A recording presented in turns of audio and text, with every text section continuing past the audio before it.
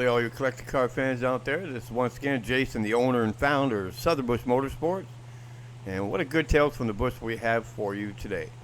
So what you're looking at here is a brother inherited property from his other brother, I think back in 1977, 78, if I remember right. And his brother used to collect cars and stuck them out in the family's back field. Well, the brother that inherited the property didn't give a crap about these cars and just left them there. So they were completely abandoned. Now, you couldn't see these cars from the road. I found it through old Google Earth pictures. And it was deep in the bush in South Carolina. These cars were buried. You couldn't get most of these cars out. I was able to get a couple of them out, but the process that I used, there's a Roadrunner there, what I had to do to get these cars out, because they were completely covered in kudzu. Kudzu is a Japanese weed that was brought over to South Carolina by accident, and it just wraps around everything, and it's strong as heck. I mean, you might be able to see my other video where I have a truck that I use for extraction called Old Orange. I actually had to break Old Orange in for this to rip these cars out, because the weeds were just wrapped around them. But there's no super rare cars in here like Hemi cars or Yankos or anything like that, but these cars are still out there. That's a big block Caprice right there. I think that was a big block Caprice. But these cars are definitely still out there, but they're just a little bit harder to find, and you just got to keep going because they're out there. You're not going to walk around the corner and find a, Boss Mustang 302 sitting in somebody's backyard, and it's a little bit harder to find them now, but at the end of the day, not all of these cars got crushed. They're still out there. There's a lot of cars that didn't get crushed. Because remember back in 69 through 77 or whatever, we drove these cars every day, so there was a lot of cars out there, and accidents and crushing and stuff like that, and cars just disappear. But back then, a lot of people didn't realize that, please don't crush a Hemi Charger, but we crushed it anyways. A nice, beautiful Chevrolet right there beside another Chevrolet. But the cars are still out there at the end of the day. But the brother did have some sort of a heart, because when I asked him how much you want for these cars, he's like, look, I had a guy come out and look a little while ago, and he said the crush value on each one of these cars was $400, so give me $500, you can take any car in there. So there was a couple cars that I took out of there, and, by God, I wish I would have taken a few more, like that convertible right there. It was rough, but it was pretty complete. And that Coronet right there, it was only a Coronet 500 318 car, but, these cars have what I like to call a South Carolina burn, which is cars in South Carolina don't have a lot of rust. But because of the humidity and how bloody hot it is there all the time, it'll just burn the paint off a car. But at the end of the day, there's not a lot of rust on these cars. Running moonshine and liquor and stuff like that back in the 60s and stuff was a pretty big business. So a lot of these muscle cars, they're actually in South Carolina. It's a little tip I can give you. Without a doubt, I found more cars in South Carolina and Florida than anywhere else in North America. And I literally traveled all over North America. And a lot of high-end cars. Maybe not super rare cars like Hemi Cooters or anything like that, but a lot of big block cars, because these guys that run in this moonshine knew what they needed. By using Google Earth, you can actually eliminate a lot of time on the road. So let's just say you live in Tulsa, Oklahoma, and you go on Google Earth, look around your area, start looking for wide open areas. When you see things that might look like cars that are lined up, zoom in and take a look at it. Got to remember the images that you're looking at on Google Earth are usually 6 to 8 months old. So it's cars that have been sitting there for 30 years. It doesn't matter if they're 6 to 8 months old images. The cars are probably still going to be there. But that's how I found a lot of bigger collection of cars, is that I went on Google Earth, started searching around the areas that I wanted to be in, and, there they are. The cars are there. If you're driving around, you pick a Saturday, want to drive around and check out to see if you can find cars. People that collect cars have telltale signs.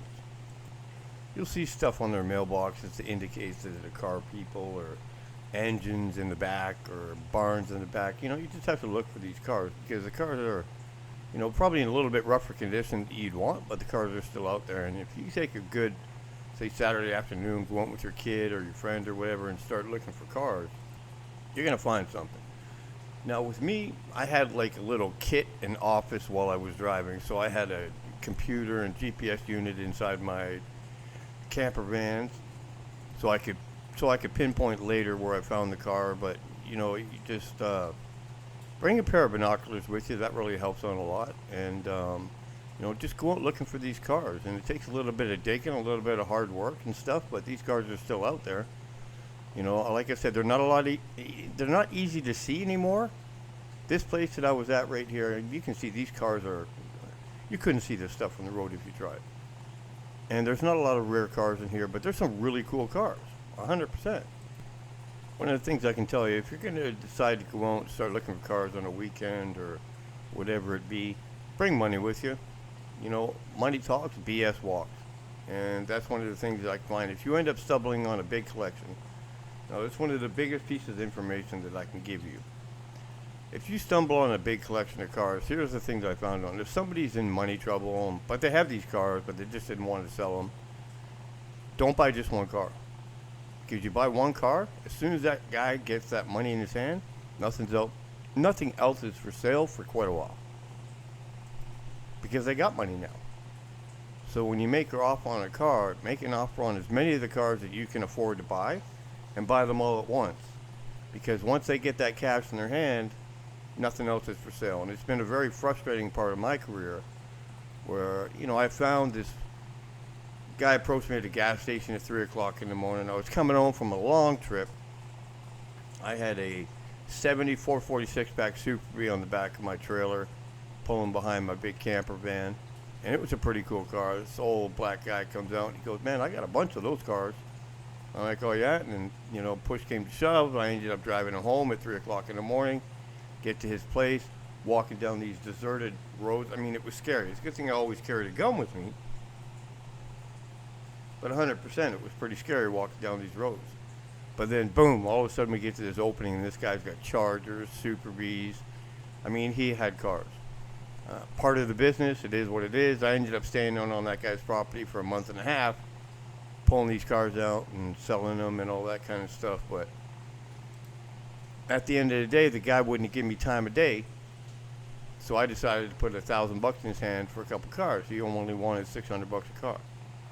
I put $1,000 in his hand, and the next day he woke up and said, "Oh man, I'm rich now. Nothing else is for sale."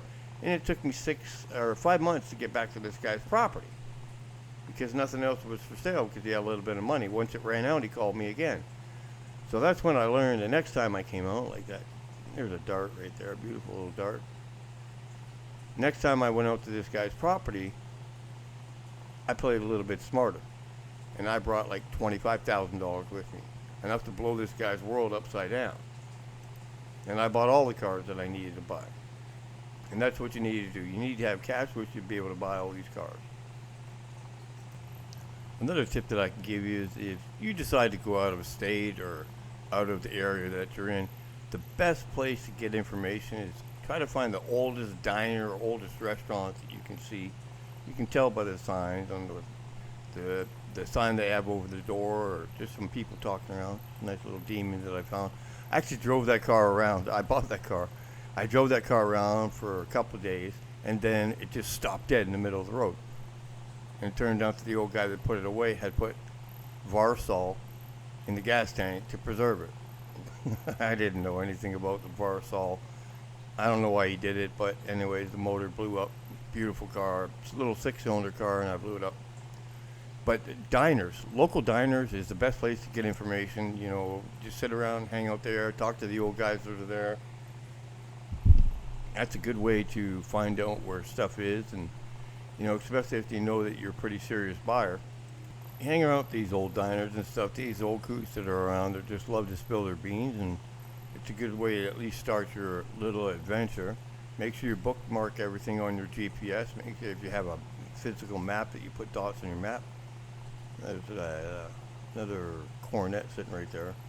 But these cars are a little bit harder to find right now, but they're still out there because people just didn't give a shit about them, and they just let them go and put them off to the side and just forgot about them because there's no point in dealing with them when it's going to cost you a lot of money to do it. So, don't feel that you can't go find these cars, but you can.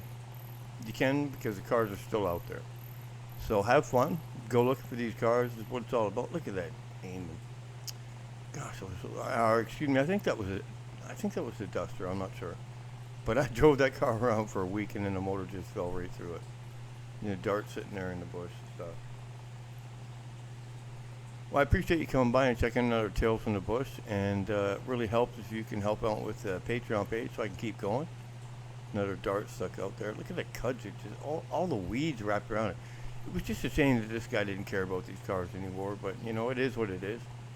Thanks for coming by and checking another Tales from the Bush, and we hope that you continue to like and subscribe, and we'll come back soon with another Tales from the Bush.